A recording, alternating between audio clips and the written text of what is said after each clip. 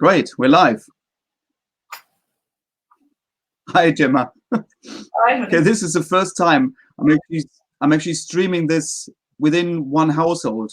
I had attempted to go to the office so we wouldn't overload the Wi-Fi, but somehow seem to have a camera problem. So we're back in the same address now. So thank you for joining me today. It's lovely to have you there. I hope you're paying me for this. This is strange interviewing your own wife, but for anybody who doesn't know you or hasn't seen you on any of these, introduce yourself and tell everybody particularly what it is you do within our business. Okay, so I'm Gemma. I'm your wife. And everybody who knows me will know that my kind of thing is never work with your spouse, and here I am publicly demonstrating that I'm working with my spouse. So it's been interesting the last few weeks. We've had to juggle our business and kind of doing everything from home, and I've obviously kind of carried on working from home because that's what I normally do anyway. I look after mainly the health and safety aspect of lettings and let you get on with most of sales. And we've kind of shifted how we've done things around, really, but it seems to be okay. You're out in your summer house at your end of the house, and I'm at my end of the house in my study, so it's been okay. Yeah. So for anybody who doesn't know our setup, normally we obviously have two offices, one at number 6 Beach Road, then it's lettings at number 4 Beach Road, and then you work a lot from home anyway, so you're sitting there in the office at home. But we do have this little summer house that has now been converted to my office, so we don't get in each other's way. And I've been working from here and sort of nipping down to the office from time to time to get a little bit of post or to retrieve a key that needs to be sending on those kind of essentials. I think what might be quite interesting for people who are listening or who are watching now is to hear how you felt the letting side has been going over the last 7-8 weeks during lockdown, especially in regards to tenants. What problems have come up? What questions have you had from landlords? I know you've been speaking to a lot of the tenants and landlords, but you've also have a lot of contact with the contractors. So maybe you can cover all 3 areas. Okay. So I'll start with landlords. When lockdown was kind of inevitable, we started to get in touch with landlords to say that potentially over the coming weeks there may be problems with tenants paying rent or just carrying on with their day-to-day lives, really, and how that might affect their jobs, their income, their family structures, their setups, that kind of thing. And could landlords potentially think about ways that they may be able to help tenants through that time? So we got pretty positive feedback, to be fair, from all of them. And then obviously we contacted tenants to let them know that we are still there for them, we are still working, and any help that we can give them, we're more than happy to try. And we've kind of acted as a bit of a liaison, really, between the tenant and the landlord when situations have come up, when tenants have found themselves in difficulties. Some difficulties are relatively minor in that pay's been delayed. Some difficulties are considerably worse in that employment's gone for whatever reason. So we've been able to help point tenants towards sources of funding, and also external bodies that can help people like Citizens Advice and ACAS and that kind of thing too. In terms of contractors, we've very much been operating within government guidelines for Scotland. So they're quite keen for certain safety procedures to keep going, things like gas safety, EICRs, that kind of thing, on the caveat that everybody's well, that tenants want that, and that contractors are able to give that service. And so what we've actually found is that most tenants are preferring to just let things go at the moment and say, if there's a problem, if there's an obvious leak, if there's a boiler breakdown, if there's a problem with hot water or the fabric of the property, then somebody's coming in and adhering to social distancing regulations, obviously. But most of them are preferring to say, no, can we just hang fire till after Corona's sort of finished and we can kind of mix again a bit more freely. And I think the message certainly that we've been giving as an agency is very much, your health and safety comes first. And if you don't feel comfortable with some person coming into your home, potentially spreading something, then it's not okay, really. And it's your home, and we need to keep that safe as we can. So yeah, it's been busy. Work from home anyway, so I'm used to kind of the setup of dealing with children and the dog and house and all that malarkey on top of work. So for me, it's just been weird having everybody else in the house, I think. And obviously, I know with the lockdown live sessions, you've often had to shout, "Get off the Wi-Fi" or "Stop being loud," whatever. And that's no change really. It's just how it usually is. So yeah. That's very good. I mean, obviously, I've been sharing that information, or we've been sharing that information within the company between each other anyway, how to deal with the landlords and the tenants and the contractors. Can you touch a little bit on what business has been in terms of tenancy requests? We obviously have a couple of properties that have been empties, and what sort of level of inquiries have we been getting? We are not involved in this industry. What were we allowed to do in terms of moving people in or not moving people in? Okay, so Dunblane and the Central Belt obviously are still very popular areas to move to. We have had requests coming in every day for people wanting houses with gardens, flats with gardens, changes in the area. We've had a couple of cases where people wanted to move out from where they were living because they are looking after elderly parents, or they're working as key workers in hospitals and they want somewhere temporary to stay while this is happening so that they can make sure that their family at home are safe. So when you're moving key workers, that's fine. Obviously, as we've been told, we can make that happen safely. And you'll see on Rightmove, there's a growing variety of properties for rent at the moment. Many flats, not so many houses, but there are still houses available, and at all different levels of rent as well. At the moment, we haven't seen a particular increase in the levels of rent asked for, which is great for renters. Yeah, and over the last few weeks, I mean, we've only really moved not even a handful of people into properties because we've been quite strict in saying, unless you are a key worker or you live in a property that is uninhabitable, or domestic issues, you're just simply not allowed to move. Yeah, absolutely. And therefore, we just have to wait until lockdown is over. Mm-hmm. Yeah, and I think, to be fair, most people understand that. What do you expect? Oh, sorry, there's a bit of a lag. I think most people understand that, and I think we've had inquiries from people moving up from England as well, where obviously things are a little bit different now, but they need to appreciate that we're in Scotland, the rules are different here, and this is how it is for us, and for good reason too.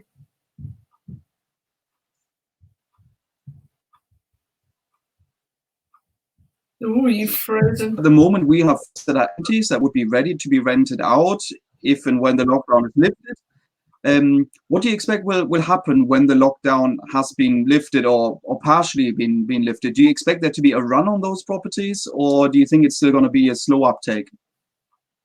Sorry, I missed the start of that because the Wi-Fi just stopped working. I think you're talking about rentals here. Okay, yeah, really no problem. Was it rentals you're talking about now?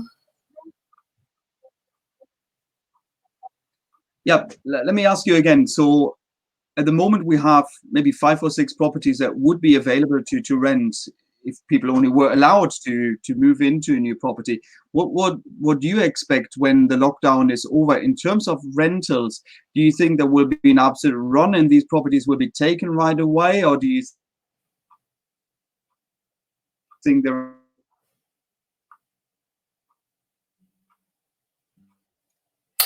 Okay, so I think what will probably happen is, it's very difficult to say for definite, obviously, but because there is quite a lot of mobility at the moment in terms of people changing jobs, people changing location, I think there will be more properties available to rent, even just from one day to the next on Rightmove.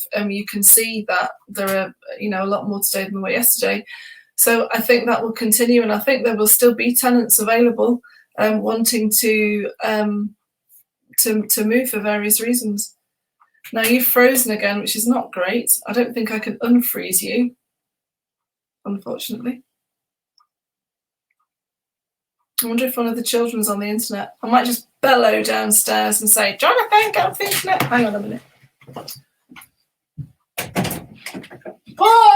can you get off the internet, please?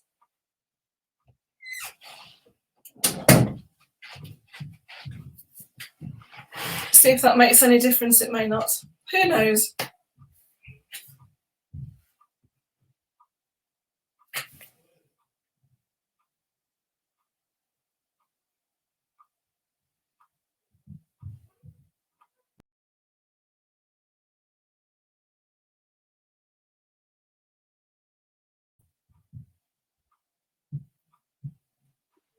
We're back. Whee! You're back. I think we're back. I just had to change location. I think the internet, the signal wasn't strong enough outside, but I think this is still working.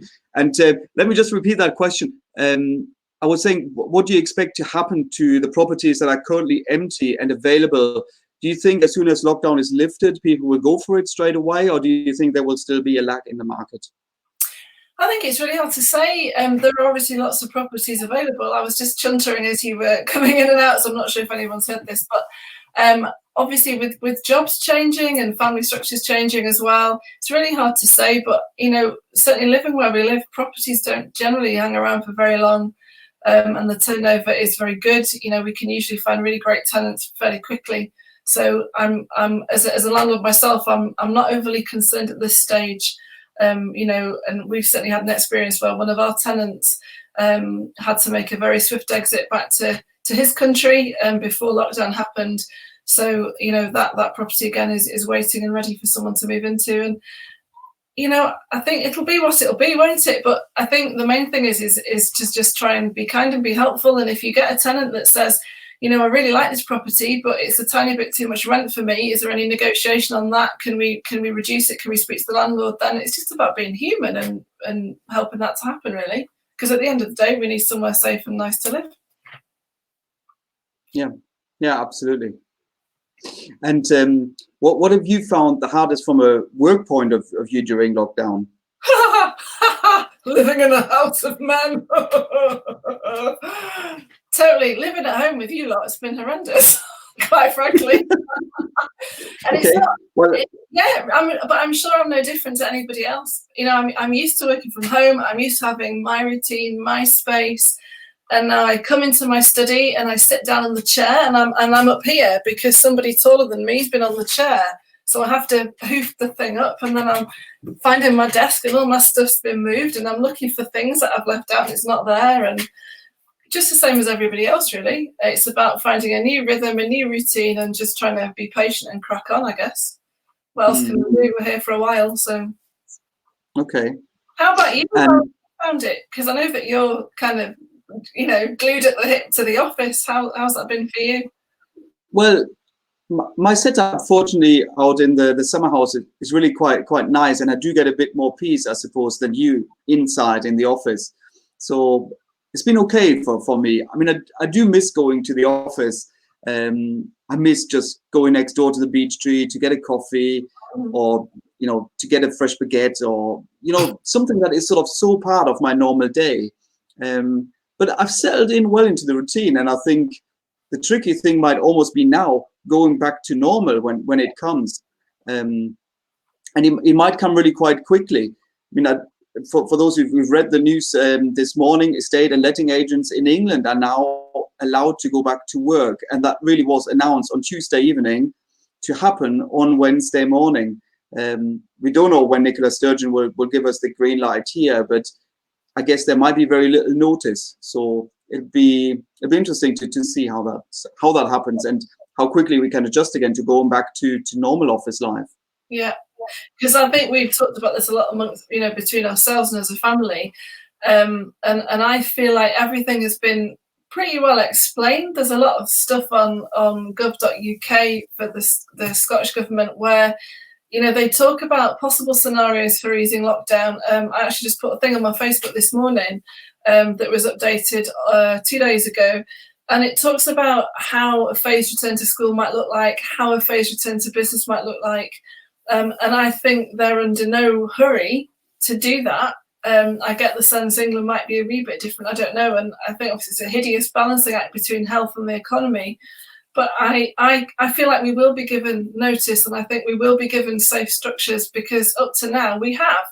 And when there have been questions about legislation or holes with the Corona bill, when initially we were told that we couldn't go out for anything, but then we could go out if there was a risk to life or the issues of property.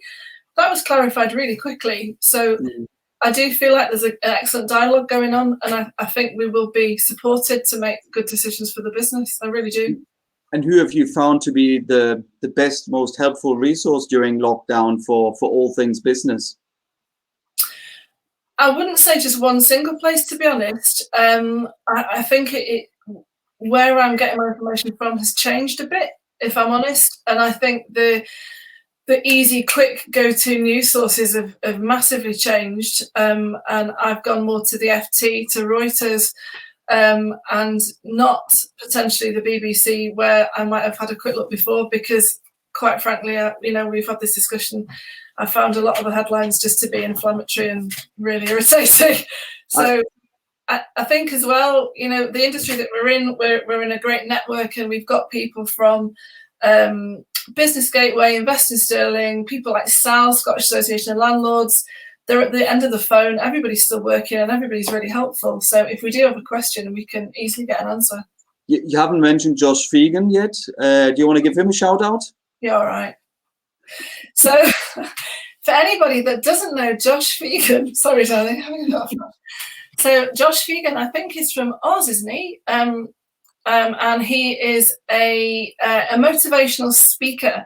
And we kind of discovered him because one of our bodies puts on free webinars and free training at the moment. So he kind of comes on and he's all very kind of Antipodean and really cool. But the way that he talks is just total common sense. And he's just no nonsense, no scary news, just about being human, being kind, being a nice human being, and just looking for ways to reach out. And it completely spoke to my heart. So he's actually an estate agency trainer. He's not just a motivational speaker. Okay, yeah, that as well. However, he did motivate us. So we watch it on Zoom with the team as well. And but he's great. He's worth checking out. And he references a lot of other great speakers as well. People that as guy with the teeth. What's he called? Tony Robbins. Fantastic. Loads of people like Wim Hof, just amazing. So there's loads of support out there. And interesting as well, people that you may not have heard of before or seen before. It's a bit of a chance to have a read and explore different avenues as well. Yeah. Okay, well, before we wrap up, we're on 17 minutes already, probably 1 minute lost whilst I was running around with my laptop trying to get a Wi-Fi signal. But before we wrap up, what have you missed most during lockdown? Oh, people. Seeing my buddies, seeing my mates, going out for cake and tea and coffee and chats and going mountain biking with the kids and Aberfeldy and the cake in Aberfeldy. The views, just getting out and about up mountains as well, and water, beaches. Want to get back to the beach as soon as I can too. Yeah. Okay. Very good. Said that, we are eating lots of cake because we've now got a baker in the house who's discovered the power of quick recipes, so we're all porking up. But apart from there's no shortage of food here in the house, and no shortage of extra calories, that's for sure. Thank God, really. But yeah. Okay. Anything else before we finish off? No, not really. I think what's the kind of the big message for me is probably two things. As a human being person, I think it's really important that we all just kind of are honest with each other during this time, because it is hideous and there's plenty of people trying to pretend it's not for whatever reason, and it is pretty tough, and it does this whole thing. So one day you think, yeah, it's going okay, and then you have a fight with your youngest, or the oldest does something to irritate you and whatever, and you just have to roll with it, really.